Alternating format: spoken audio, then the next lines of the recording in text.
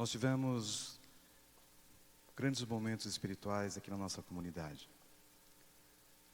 Porque no mês de abril, em vários momentos dos nossos cultos, nós relembramos os últimos momentos da vida do nosso Senhor Jesus Cristo na terra. Nós passamos pelo livro de João, quase que todo ele, do meio para o fim, melhor dizendo. E nós ficamos tendo diálogos de paixão com Jesus Cristo, com os discípulos. Passamos por São João 14, 15. Paramos no 16. Vimos os momentos em que Jesus estava falando para os seus discípulos, preparando a vida deles, para que eles pudessem entender o sacrifício do Filho de Deus aqui na terra. Na Páscoa, relembramos os últimos momentos de Cristo. Pela fé, participamos de sua mesa, da ceia. Relembramos a sua morte, vibramos com a ressurreição. Eu pergunto para você, esses momentos moveram algo na sua vida agora no mês de maio? Pensar no sacrifício, pensar na ressurreição em Jesus Cristo, que diferença fez para você nesses últimos dias? Eu olho para o passado e vejo dentro dos evangelhos e entrando agora no livro de Atos, e eu queria que você viajasse um pouquinho comigo. Aqueles homens e mulheres antes duvidando de Cristo, não entendendo a sepultura vazia. Homens como aqueles dois que saíram de Jerusalém naquele domingo de manhã e chegaram à tardezinha em Emaús, estavam tristes porque pela fé eles não conseguiam entender e achavam que o Cristo continuava morto na sepultura. A gente entra no livro de Atos, capítulo 1, e ali a gente olha a ascensão de Cristo, Ele voltando à terra. O que aconteceu com aqueles homens do passado? O Evangelho, irmãos, tomou conta, e a certeza de um Cristo vivo tomou conta daqueles homens e mulheres. E eles abalaram o mundo.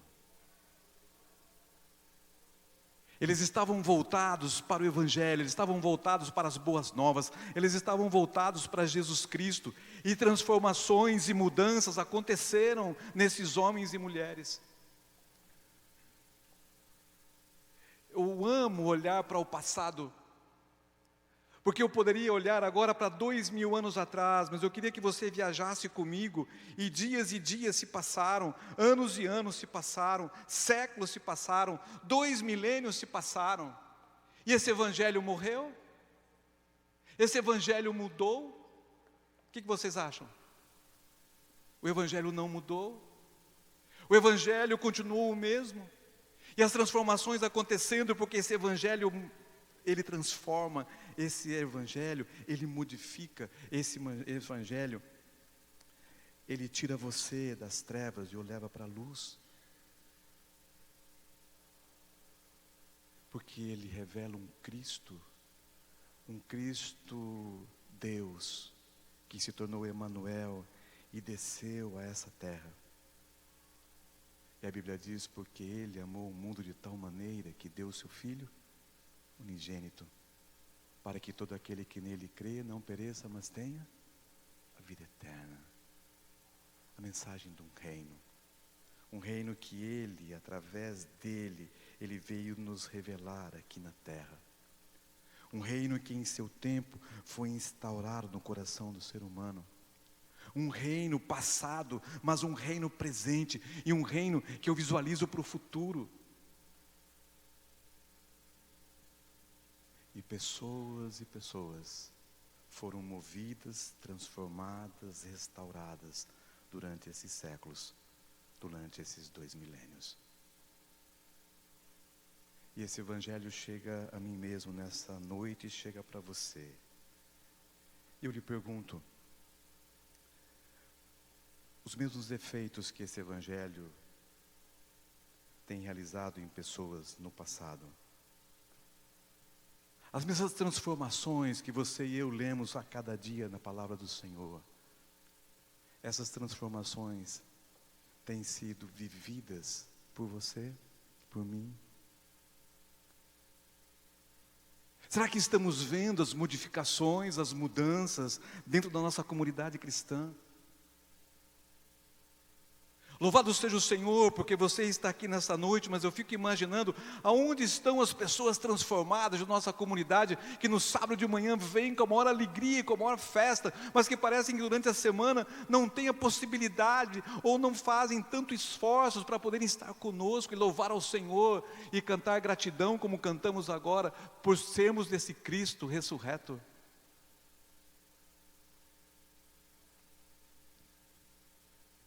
Será que nós estamos, irmãos, compartilhando? Será que nós estamos falando? Será que através da nossa vida, ações e palavras, nós estamos falando desse Deus vivo que transforma pessoas e que traz alegria para você e paz para o nosso coração?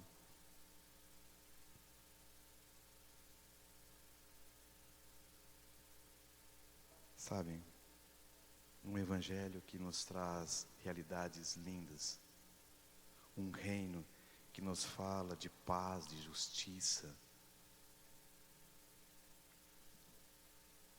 de saúde.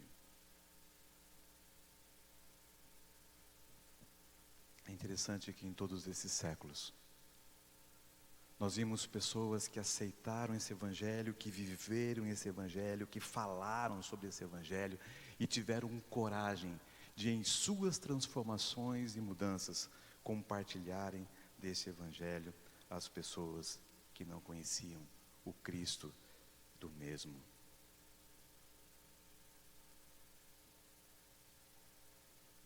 Esta noite eu queria falar para você e a gente refletir um pouquinho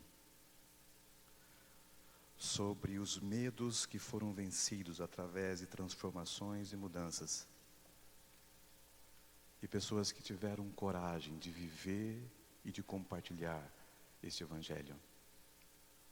Eu me lembrei dessa história que você, nesses últimos 2 anos, chegou mais perto dela através de um livro que a Casa Publicadora escreveu, um dos seus autores escreveu, Soldado Desarmado, a história de Desmond Doss. É interessante que Hollywood transformou a vida desse homem em 2016 num filme. E esse filme se chama Até o Último Homem. A história de um homem de coragem. Um jovem ainda que chegou diante do serviço militar americano e quis se alistar para ir para a Segunda Guerra Mundial. Mas algo estranho foi ouvido em meio às filas daqueles jovens americanos que estavam se alistando para ir à Segunda Guerra Mundial. Desmond Doss disse o seguinte para o sargento que o recebeu, disse o seguinte: eu quero me alistar, mas eu não quero pegar em armas. Como assim? Você quer ser um soldado americano, quer ir para a Segunda Guerra Mundial, mas você não quer pegar em armas?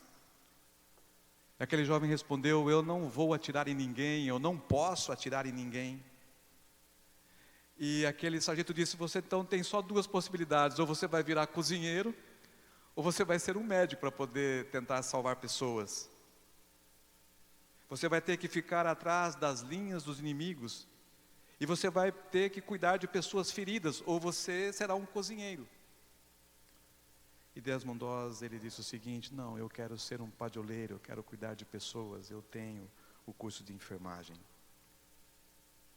E esse jovem soldado, ele foi para a Segunda Guerra Mundial. E ele ficou ali cuidando de pessoas feridas.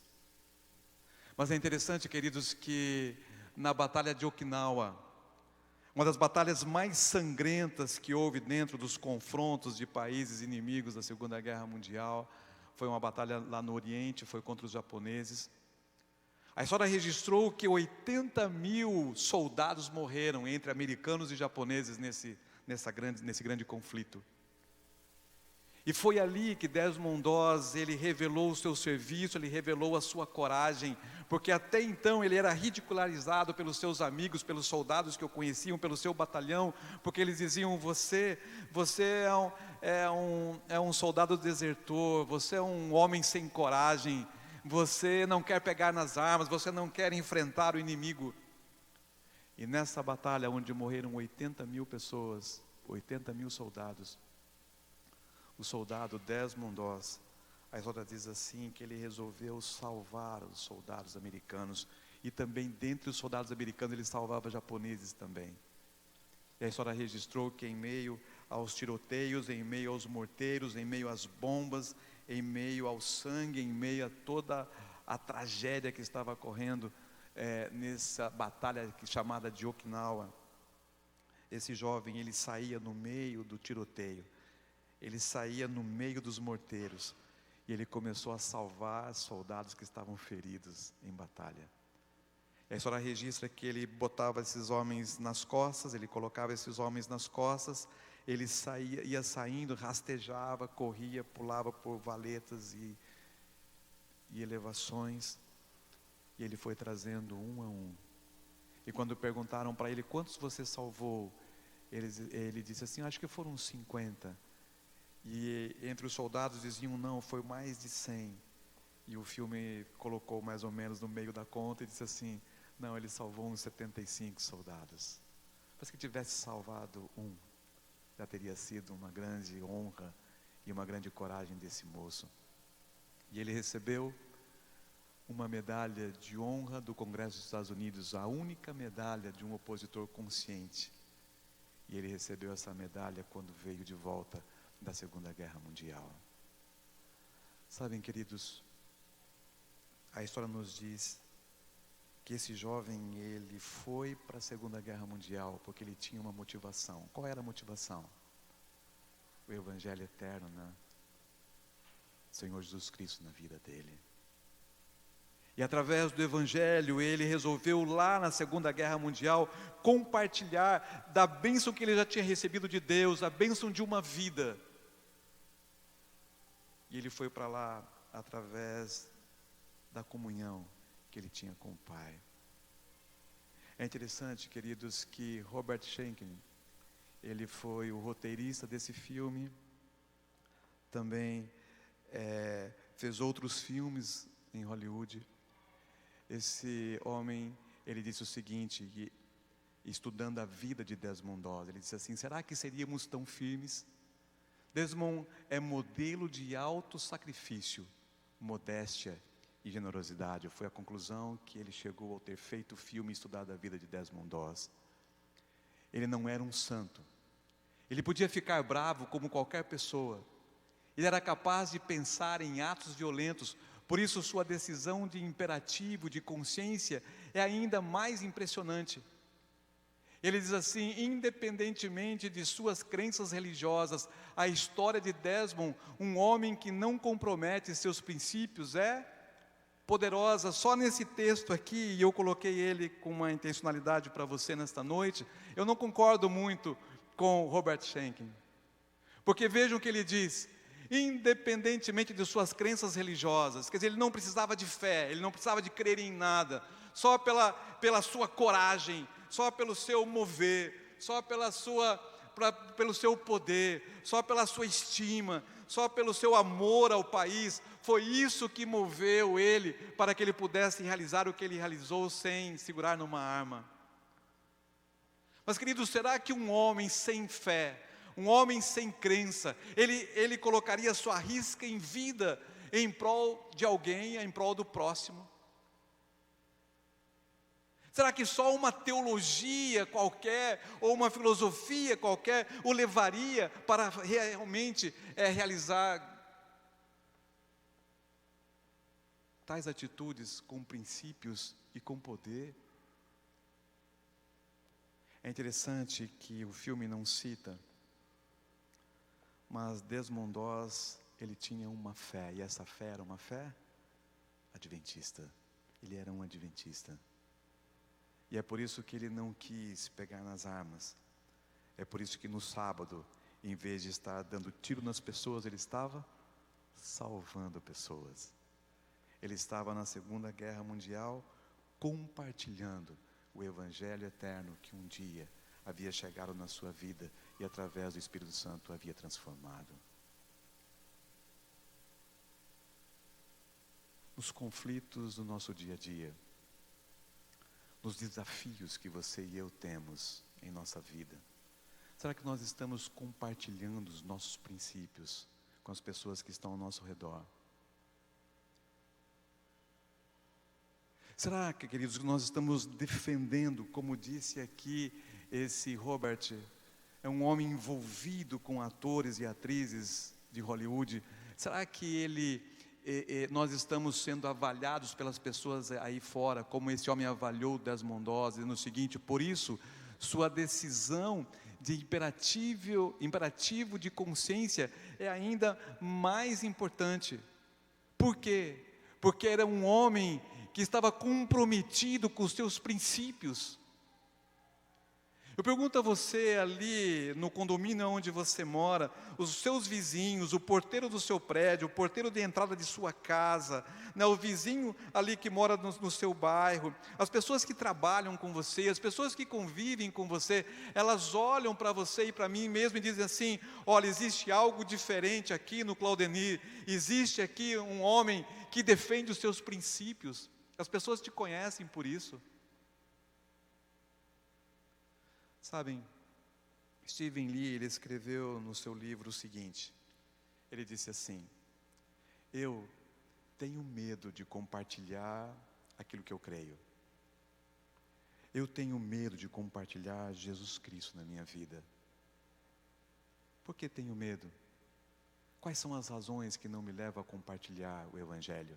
Ele diz assim: pouca compreensão eu tenho do Evangelho. Ele também disse o seguinte: o discipulado meu é sem conexão com a missão. Eu tenho medo de ser alvo de rejeição ou preconceito. A falta de consciência e amor pelos perdidos. Vejam, esses eram os 4 razões que Stephen Lee disse dele. Ele dizendo: olha, eu tenho essas dificuldades para compartilhar o Evangelho. Você tem dificuldades de compartilhar o Evangelho porque você não tem uma compreensão clara do Evangelho, do Reino de Deus? Você não consegue conversar com as pessoas e definir os passos, vindo ali desde o Velho Testamento até chegar o Novo, e falar desse Cristo que envolve o Velho Testamento através das profecias messiânicas e desse Cristo encarnado nos Evangelhos? Será que esse conhecimento, essa conexão com Deus, de você com Ele, eu com Ele, me leva a não entender realmente o que é um discipulado e dizer o seguinte: olha, eu conheço Jesus Cristo, mas Jesus Cristo para mim, Ele não é um motivo de vida, Ele é como como eu tivesse aqui esses vasos colocados aqui à frente, e Ele ornamenta a minha sala. E de vez em quando eu olho para ele e digo assim: não, realmente Jesus Cristo, você é bom ouvi-lo, é bom ler um versinho da Bíblia, é bom de vez em quando chegar aqui e orar com você, mas fique aí, quando eu precisar, eu volto novamente para ver você. É simplesmente um Cristo, uma ornamentação na minha vida? Ou será que quando eu olho para esse Cristo, há um mover dele na minha vida, e através do envolvimento dele, da interação dele, eu digo assim: olha, eu olho para a cruz e essa cruz me transforma, eu olho para a cruz, essa cruz me justifica, eu olho para essa cruz e através do Espírito Santo ela me santifica, e eu agora, transformado por essa cruz, começam as mudanças, e as minhas ações e palavras se multiplicam e se fundem através da potencialidade e a presença do Espírito Santo na minha vida. E eu agora saio, compartilho, eu falo, eu sou luz, eu sou o sal, eu represento Cristo, eu vivo esse Cristo. Ou eu não entendo o que é discipulado, e o meu relacionamento com Jesus Cristo não me move a pensar em missão, a falar desse reino dele. O reino de Jesus, desculpe a pergunta nesta noite ser direta, Mas você hoje o entende que ainda ele está no futuro? E esse reino vai ser instaurado no coração do ser humano quando Jesus voltar? Ou será que você e eu hoje estamos vivendo esse reino? Esse reino que fala de amor, esse reino que fala de justiça, esse reino que fala de perdão, que fala de arrependimento, que fala de um Cristo ressurreto, que vive hoje, porque vivo, Ele intercede, Ele cuida, Ele interage com você. Ele diz assim: eu tenho medo de ser alvo da rejeição ou preconceito. Durante a semana, você tem se escondido dentro de uma capa.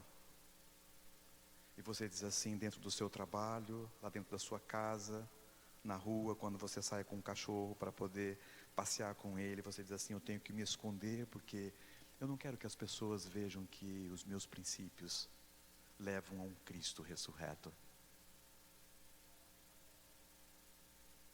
E ele diz assim: falta de consciência e amor pelos perdidos. Será que eu sou daqueles que venho à igreja, faço uma pregação e volto para minha casa? E eu passo o resto do meu tempo olhando para mim mesmo, mas eu não consigo olhar pela janela e ver uma pessoa que está precisando da minha ajuda, do pão nosso de cada dia que eu posso oferecer. Foi feita uma pesquisa de opinião. E essa pesquisa de opinião eu queria repartir com você nesta noite. E veja o que ela diz aqui: diante da missão de contarmos aos nossos amigos e parentes o que Jesus fez por nós, a fim de que eles também venham a conhecer do seu perdão e amor, qual é o seu maior medo? Qual é o seu maior medo? E o primeiro item aqui diz assim: não saber explicar o que aconteceu. Esse é um medo que você tem, porque muitas vezes nós não falamos para as pessoas. Ser confrontado e não ter argumentos. Ser ridicularizado pelo que disse. Passar a ser alvo de preconceito. Talvez alguém dissesse: pastor, todas as alternativas anteriores, elas me fazem ter medo, ter receio de falar de Jesus Cristo. Ou talvez nós 100% pudéssemos dizer assim: nós não temos medo, nós temos prazer de falar para Jesus. Você teria algum item aqui que você diria assim: olha, esse aqui é o item que me faz ter receio de testemunhar, de falar? Foi feita uma pesquisa recente em uma grande igreja. Nessa pesquisa, a letra B foi a que mais colocaram como um item, como um meio que nos faz ter medo de testemunhar de Jesus, ser confrontado e não ter argumentos. Você tem esse receio? Ah, pastor, eu não posso abrir a Bíblia porque se entrar ali no livro de Daniel, aquelas profecias, meu Deus do céu, eu não sei. Eu entendo para mim, eu entendo, eu creio, mas quando eu vou falar, eu não sei a sequência das datas, eu não sei as sequências dos povos, eu não sei a sequência ali da estátua. Como que eu vou fazer? Chegar no livro do Apocalipse, aquelas terminologias ali, dos cavaleiros, os selos, como que eu vou explicar? É isso que muitas vezes nos deixa temerosos de testemunhar, de falar do Evangelho, do Reino de Deus. Queridos, se esse é o seu receio, que o Espírito Santo fale para você nesta noite, sabe por quê? Porque você e eu não precisamos, na minha maneira de ver o testemunho da palavra do Senhor, nós não precisamos muito do conhecimento.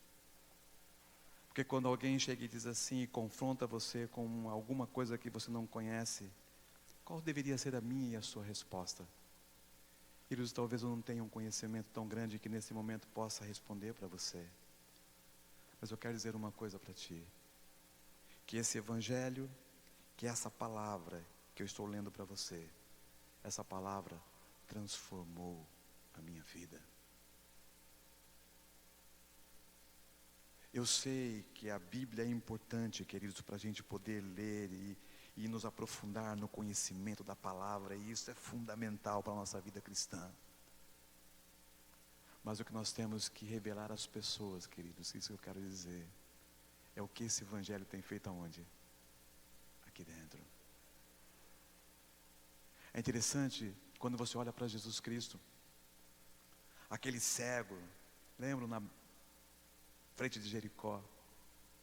Jesus disse o seguinte: olha, o que você quer de mim? O que aquele cego disse? Senhor, eu sou um cego, eu quero ver. E quando Cristo curou, Cristo disse assim: olha, não volte lá para dentro da cidade, porque você vai ter problema, espere um pouco. E aquele homem tinha tanto para dizer, ele tinha tanto para falar, que ele saiu correndo e foi para onde? Ele foi para frente lá do tabernáculo, ele foi para frente da sinagoga. E quando ele chegou na frente da sinagoga, ele estava vendo, e agora vieram os teólogos, vieram os doutores da lei, vieram todo mundo ali de dentro, os professores de teologia, e chegaram e disseram o seguinte: mas como Cristo fez isso com você? Explica para a gente, dá uma olhada aí na teologia sistemática, dá uma olhada aí na teologia para ver o que Cristo fez por você. E o que aquele homem dizia? Pessoal, não sei de nada disso. O que eu sei? Que eu era cego, e agora eu vejo.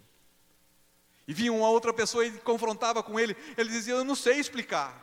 A única coisa que eu quero dizer para vocês é que diante desse Cristo, eu era cego, e agora eu vejo.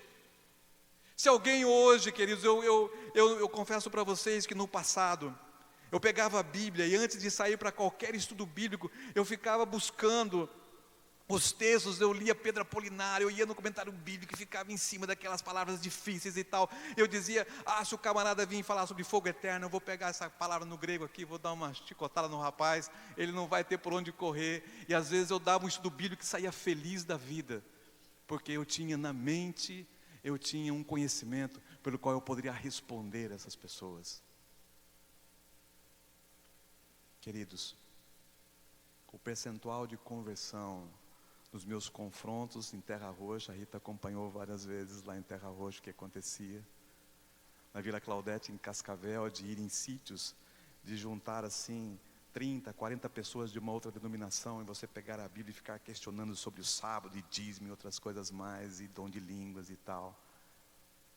Eu chegava em casa às vezes feliz da vida pelos resultados da discussão, mas eu confesso para vocês, que o resultado de conversão era muito pouco em relação ao suor do trabalho, das discussões que iam até 2, 3, 4 horas da manhã no início do meu ministério. Eu cheguei à conclusão que o conhecimento, queridos, é importante, muito importante, e hoje ele é muito importante na minha vida e na sua também. Mas sabe o que é importante hoje? Eu chegar diante de alguém que não conhece Jesus e dizer o seguinte: amigo, você quer uma razão para você crer nessa Bíblia? A razão não é eu provar para você com 3 ou 4 fatos de que a Bíblia não foi alterada nesses últimos 5.000 anos de existência dela. Eu talvez nem consiga confrontar com você os fatos, mas meu amigo, até anos atrás eu andava nas trevas, e você começa a falar: acontecia isso, acontecia aquilo, eu era assim, tal. E hoje Jesus fez o que na minha vida? Hoje eu vejo. Eu era cego, mas hoje eu vejo. Sabem, queridos, eu queria hoje que o Espírito Santo falasse para você, porque foi isso que ele fez com os discípulos no passado. Se você olhar aqui para João 21, 19, você vai ver o seguinte: ao cair da tarde daquele primeiro dia da semana, estando os discípulos reunidos, as portas trancadas, eles já estavam com as portas trancadas, por quê? Que diz aqui o texto: por medo dos judeus. Você imagina a cena? Aqueles homens ficaram 3 anos com Jesus Cristo. Se você olhar, como eu disse a vocês, nós estudamos em abril, todo mês, sobre esses assuntos, como que Cristo preparou os seus 12 discípulos. Ele foi relatando passo a passo.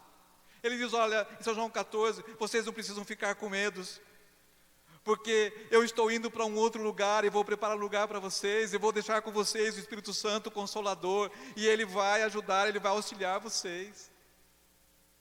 E ele ia dizendo: olha, vocês fiquem firmes, porque esse mesmo Cristo vocês vão vê-lo novamente. E ele foi preparando esses homens, e Cristo morreu, foi para uma cruz, Cristo ressuscitou, a sepultura estava vazia naquele domingo de manhã. E para onde foram aqueles homens?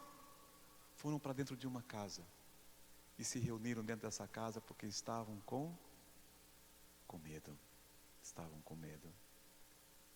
É interessante que 50 dias depois, a gente vê um Pedro. E esse Pedro estava pregando dentro da casa? Sim ou não? Fora da casa. Ele pregava e pregava e pregava, e quantas mil pessoas aceitaram esse evangelho, aceitaram a pregação de Pedro, dizendo o seguinte: eu era um dos que neguei esse Cristo, e agora eu estou aqui diante de vocês, falando para vocês que eu vi esse Cristo, eu estou falando para vocês que Ele transformou a minha vida, e Ele pode transformar as suas. 3.000 pessoas aceitaram a pregação desse homem, 3.000 pessoas aceitaram a Cristo, 3.000 pessoas se renderam. Eu pergunto para vocês, o que levou a atitude de Pedro e dos discípulos, esses homens sem coragem, esses homens que eles estavam ali com medo dos judeus, dentro de uma casa, 50 dias depois, Pedro levantar-se com os 11 e em alta voz se dirigir à multidão pregando sobre Jesus Cristo. O que levou eles a fazerem isso?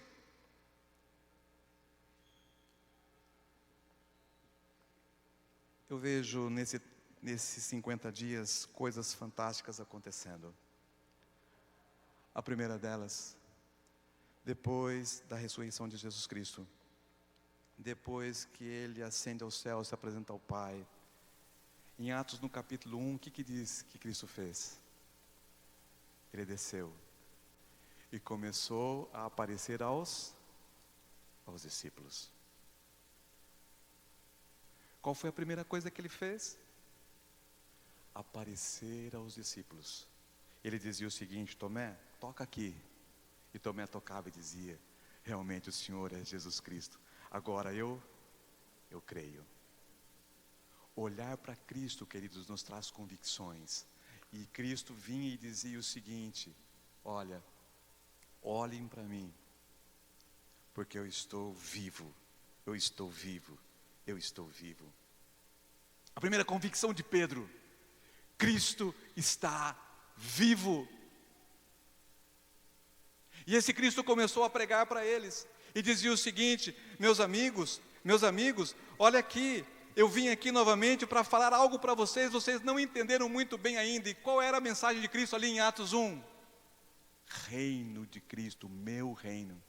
E ele dizia: olha, eu quero agora que vocês saiam, que vocês comecem a falar, que vocês comecem a pregar, que vocês comecem a testemunhar. Testemunhar de quê? Do meu reino, de um reino de amor, de um reino de justiça.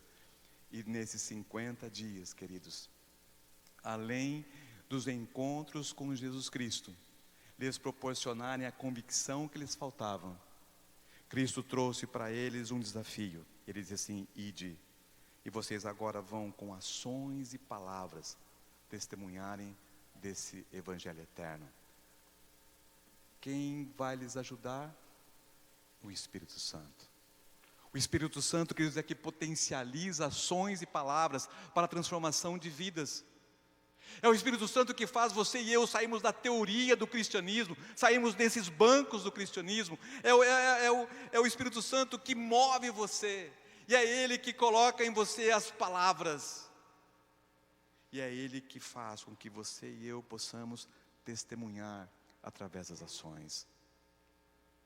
Queridos, hoje, as pessoas que vivem hoje, 2018, aqui em Curitiba, as pessoas que vivem ao teu lado, as pessoas que vivem ao meu lado, as pessoas que vivem dentro dessa comunidade, elas não querem mais ver apenas palavras, queridos, elas querem ver ações, praticidade do Evangelho. E quem nos potencializa isso? É o Espírito de Deus, é o Espírito Santo. É o Espírito Santo que nos potencializa, e Ele foi enviado nesses 50 dias, e a Bíblia diz que Ele desceu. e como um vento forte, e com línguas de fogo. Eu não vou entrar nesse texto agora para a gente dissecar isso, mas com um vento forte e com línguas de fogo, o Espírito Santo tomou conta dos discípulos, e por isso Pedro saiu. Queridos, Atos 1, verso 8 diz assim: mas receberão um poder, quando o Espírito Santo desce sobre vocês, e serão minhas testemunhas em Jerusalém, em toda a Judéia e Samaria, e até os confins da terra. Mas receberão poder. Por que em Atos ali está escrito, começa esse texto dizendo assim, mas? Porque Cristo começou a falar sobre o reino, e os discípulos se alegraram, disseram assim: Senhor, mas o reino vai ser novamente restaurado agora, nós vamos realmente vencer os romanos, o seu reino vai ser agora restaurado, e o Senhor vai ser o nosso grande rei aqui na terra, é agora, vamos sair agora para falar, o Senhor ressurgiu, o Senhor venceu a morte, o Senhor venceu o diabo, o Senhor venceu o mundo, agora nós vamos restaurar o reino agora. E Jesus disse: não, vocês agora vão sair, e não vão ficar pensando quando eu vou voltar para restaurar esse reino e colocá-lo aqui na terra. Vocês agora vão sair e vão compartilhar desse reino. Esse reino fala de amor, vocês vão amar. Esse reino fala de perdão, vocês vão perdoar. Esse reino fala que nós temos que compartilhar dele com as pessoas, porque esse reino não vai ser colocado daqui 3.000 anos, 4.000 anos, mas esse reino tem que ser vivido agora. Os pés têm que estar nesse reino agora, pisando o terreno desse reino agora. E ele diz: vocês vão ter um poder, o dinamis. Eu fui buscar na física rapidamente ali o significado de dínamo, e diz assim: elemento que gera corrente contínua, transformando energia mecânica em energia elétrica. É isso que Deus queria dizer através de Atos 1:8. O poder, o mecanismo, aquilo que nós temos para a gente transformar palavras em ações dentro do Evangelho. Nós temos esse poder, esse elemento que gera corrente contínua e transforma uma vida insípida numa vida transformada, numa vida que vivia em escuridão, numa vida que vive em luz, numa vida que só era amaldiçoada, numa vida agora abençoada. É esse dínamo, é esse poder que gera energias positivas na vida cristã. Aqui existe mais ou menos o que acontece dentro da física, esse elemento que gera corrente contínua, transformando energia mecânica em elétrica. Existe aqui uma forma de energia, essa energia mecânica ela move através de uma correia e ela transforma essa energia mecânica numa energia elétrica e chega até nós, em nossas casas, em nossa igreja, em todos os lugares. E ele diz assim: esse mesmo mover, esses mesmos elementos que fazem com que essas correntes contínuas sejam transformadas, da mecânica para a elétrica, também acontece na vida espiritual. Existe a ação e o potencializador para que haja resultados dessa ação é através de quem? Através do Espírito. Irmãos, quantas vezes nós ficamos estudando a palavra 10, 15, 20 horas, e às vezes você vem para uma pregação, os líderes que estão aqui nessa noite, às vezes você diz assim: não, agora eu estou apto para ir e vou pregar, eu estou apto para ir e vou dirigir um estudo bíblico, eu vou agora, depois desses estudos, eu vou falar para alguém sobre Jesus Cristo. E você vem, você fala, você vai, você dirige a palavra, e quando você volta para casa, você fala assim: puxa vida, parece que ninguém escutou, eu me esforcei tanto, eu trabalhei tanto, eu fui a fundo, mas parece que a palavra não chegou. Você já sentiu isso? Dar um estudo bíblico assim, e falar com alguém sobre Jesus e não ver transformação nenhuma? Sabe por que muitas vezes a gente não tem transformação no que nós falamos, naquilo que pregamos? Porque falta o quê?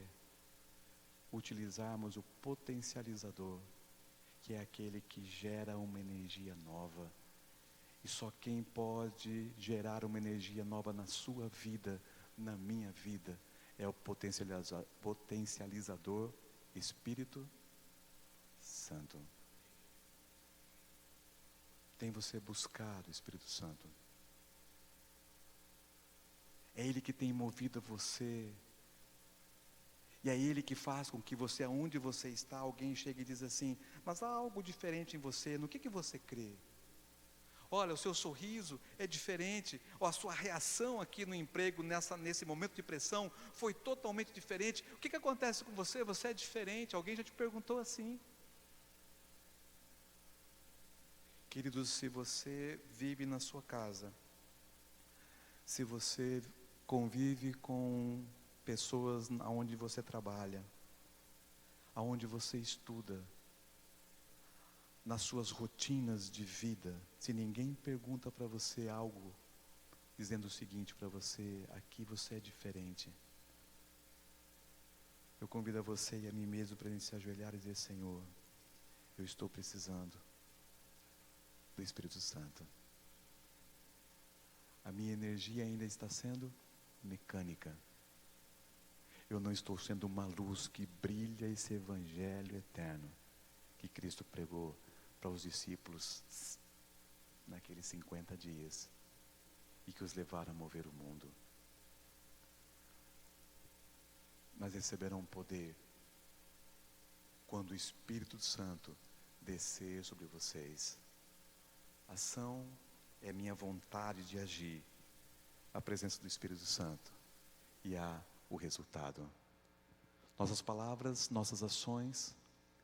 Muitas vezes, irmãos, sem o Espírito Santo nós nos esforçamos, nós cansamos, os nossos convencimentos são limitados, não há nenhuma transformação. Mas sob o poder do Espírito Santo, queridos, sob o poder do Espírito Santo, nossas ações, nossas palavras irão gerar influência, convencimento e transformação. Eu cheguei a algumas conclusões para mim mesmo, irmãos. Eu estar estudando esse tema para falar para você, eu caí de joelhos em mim mesmo. Sabem por quê? Porque às vezes os nossos filhos, eles não são transformados. Porque eles não veem em nós, pais, dentro da nossa casa, pessoas que geram uma energia elétrica, não mecânica, potencializados pelo Espírito Santo. Eu pergunto a você nesta noite: tua esposa vê você uma energia de luz, como Jesus disse: eu sou a luz do mundo, e Ele chamou seus filhos de luzes que refletem a sua luz. Seu esposo vê assim, seus amigos veem assim. Queridos, receberão poder.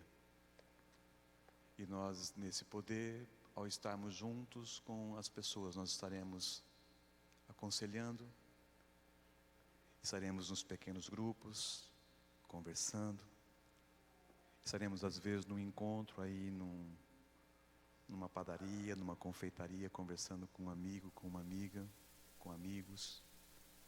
E nesses lugares, nós estaremos compartilhando juntos do Evangelho eterno. O Espírito Santo potencializa continuamente nossas ações e palavras, gerando poder para influenciar, convencer e transformar.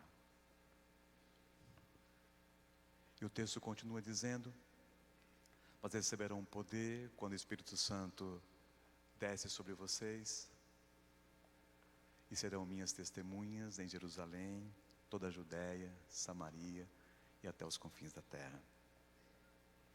Eu fico imaginando, irmãos, eu gosto muito dessa agenda de Jesus Cristo aqui com os discípulos. Ele diz assim: e vocês vão testemunhar em Jerusalém. Todo mundo vibrou, né? E Jerusalém é a nossa casa. É difícil de testemunhar aqui dentro da igreja? Muito simples, né? É simples a gente testemunhar em casa. As pessoas que a gente ama, a gente testemunha também. Mas de repente Jesus disse assim: olha, vocês têm que testemunhar na Judéia. Na Judéia nós também, no meio dos nossos amigos, está tudo certo. Nós vamos ali para a Judéia, são os irmãos nossos, né, de raça, de tribo, nós somos descendentes da mesma pessoa, nós estamos felizes aqui. Na Judéia tudo bem. E de repente Jesus falou assim: vocês vão para Samaria. Opa, Samaria? Nós vamos ali com os nossos inimigos, aquele povo preconceituoso com a gente, ali eu acho que não é muito bom não, né, Lucas? Ali não vai dar muito certo. Ali não vai dar. E de repente Jesus diz assim, vocês vão até os confins da terra. Em outras palavras, Jesus diz o seguinte, vocês vão ter que testemunhar até onde tiver gente. Onde tiver gente, vocês têm que estar ali compartilhando. Então, queridos, é compartilhar aonde estamos, com as pessoas que entram ao nosso redor, com as pessoas que nos servem durante o dia. E quem nos serve é o camarada que coloca gasolina dentro do tanque do nosso carro. Quando você vai ali no quitandeiro e você compra ali 1 quilo de abacate e você está conversando com ele. Esses dias atrás, eu senti o que eu falei negativamente. Nós compramos fruta num lugar maravilhoso aqui pertinho da nossa casa. Parece um mini, onde você vai ali, Paulo? Um mini Ceasa, obrigado. E eles vendem frutas assim baratíssimas, e é uma coisa fantástica, aquele é um mundo de gente, é uma coisa assim extraordinária. E baratinho. Depois, se quem quiser o endereço, posso te dar, porque foi uma salvação para nós aqui em Curitiba, foi ter achado esse lugar, é pertinho de casa ali. E eu vou lá todos os dias, passo lá, em algum momento eu passo lá para pegar alguma coisa. E aquele moço, um dos donos ali, ele sempre me trata muito bem, e ele testemunha do Evangelho, ele fala do Evangelho. Eu confesso para vocês que eu fiquei 2 anos, já estou 2 anos aqui, eu nunca falei para ele que eu era pastor da igreja adventista. Eu estar pensando nessa mensagem, eu estou vendo dentro, eu falei, eu vou falar para esse camarada. E sexta-feira eu passei lá, e comprei um monte de coisas. Minha mãe está em casa, eu enchi de fruta, ela gosta de comer muita fruta. Eu falei, vamos comprar bastante fruta. Eu passei lá. E ele estava falando de jejum. Ele falou assim, olha, eu faço jejum na minha igreja de 15 dias. Eu falei, mas como você faz jejum? E ele falou para mim, sem saber quem eu era. Eu falei, você faz jejum de 15? Ele falou assim, eu faço. Ele não me chamou de pastor, né? Ele falou, eu faço. E de repente eu falei assim, puxa, eu quero saber como é que você faz jejum de 15 dias, porque eu sou o pastor da igreja adventista. Irmãos, ele estava com um sorriso até aquela hora desse tamanho. E de repente ele ficou sério. Eu falei, meu Deus, o que ele imagina de um adventista e um pastor ainda? Eu falei, brother, dá um sorriso para mim aí, porque eu venho aqui todos os dias e vou continuar vindo. Nós precisamos conversar, não sobre adventismo, mas nós precisamos falar desse testemunho que você está dando. Eu estou interessado em saber como que você faz jejum de 15 dias, porque eu faço um e quase morro, e você faz de 15 dias. Aí ele deu uma risadinha e falou assim, não, é que a gente faz jejum assim, eu amo comer carne, e o meu jejum é assim, 15 dias sem comer carne, é 15 dias sem fazer isso, e eu achei interessante a maneira como que ele falou. Eu abracei ele e falei assim, olha, segunda-feira eu volto aqui, a gente continua conversando, tinha muita gente lá, e aí eu tentei de todo jeito resgatar um sorriso daquele homem que me atende todos os dias ali. Compartilhar até os confins da terra. Eu não fui nem até os confins da terra, né? Eu fui ali na Judéia mesmo, né, para poder falar alguma coisa. Irmãos, esse é o chamado para nós. Eu vou encerrar, e queria encerrar dizendo para você o seguinte. Jesus disse o seguinte, e serão minhas testemunhas. Indivíduos testemunhas, indivíduos que testificam e confirmam uma história. Testemunhas é martis, vem da palavra mártir. Pessoas que são capazes de dar a sua própria vida por aquilo que creem. Será que você e eu somos capazes de dar a própria vida por aquilo que crê? Será que somos? Foi esse o chamado que Cristo fez para aqueles homens e mulheres. Ele diz assim, quando vocês receberem o poder, quando nós recebemos o Espírito Santo, nós, se caso for chamado e convocados, nós seremos mártires, seremos capazes de dar a nossa vida por esse Evangelho eterno. Hebreus 11, 36 a 38 diz assim, outros enfrentaram zombaria e açoites, outros ainda foram acorrentados, foram colocados na prisão e apedrejados, foram cerrados ao meio, postos à prova, mortos ao fio da espada, andaram errantes vestidos de pele de ovelhas e de cabras, necessitados, aflitos e maltratados. O mundo não era digno deles. Esses homens viraram mártires, essas mulheres viraram mártires. Pela influência do Dinamis, pela influência do poder, pela influência do Espírito Santo, esses homens e mulheres deram a vida por aquilo que eles acreditavam, o Evangelho eterno, o reino de Deus, o reino de Jesus Cristo. O tempo, irmãos, diz que eu já falei demais. Eu vou passar aqui algumas coisas, mas eu queria terminar falando algo para você. Eu vou pulando aqui, eu acho que eu preparei muita coisa hoje, eu vou ter que cortar aqui. Mas eu queria só mais um detalhe para você sair comigo nessa noite pensando sobre isso. Eu achei na internet algo muito interessante e isso foi relevante para mim. Como eu posso falar de salvação? Como eu posso testemunhar? E alguém disse o seguinte, e a pergunta era assim: você conhece a história da salvação através do guardanapo?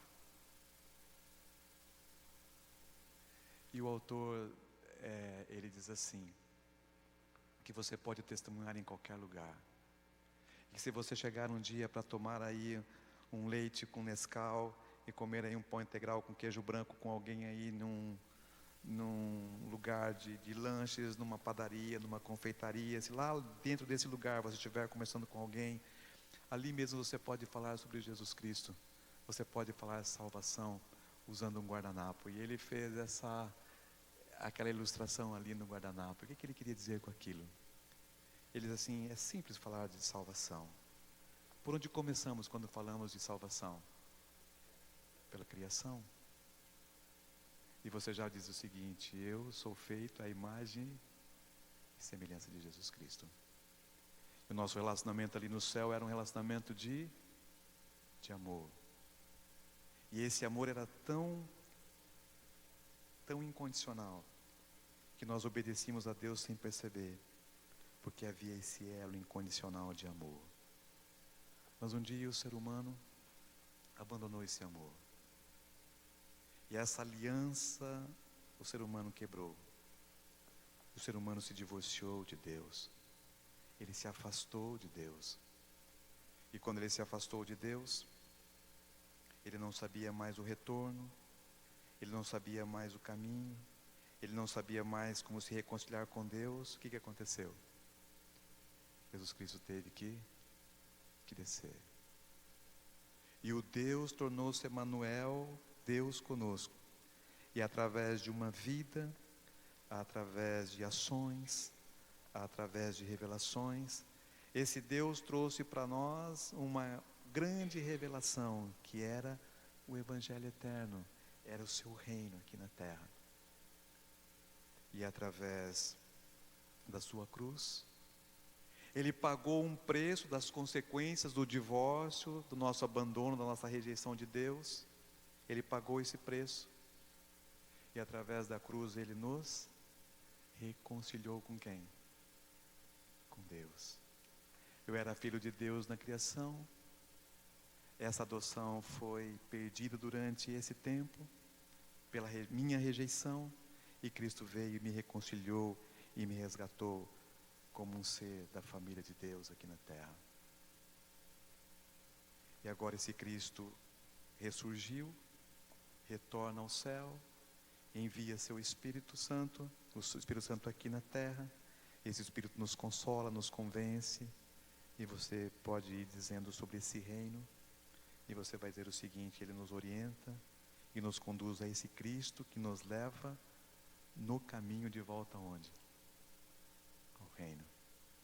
E esse reino daqui a uns dias vai ser restaurado com a segunda vinda de Jesus Cristo. E você e eu hoje temos que estar prontos para esse reino. Por que prontos hoje? Porque o reino de Cristo é um reino presente, não é só futuro. E hoje nós temos que estar vivendo em amor, em harmonia, em paz, em justiça e assim por diante.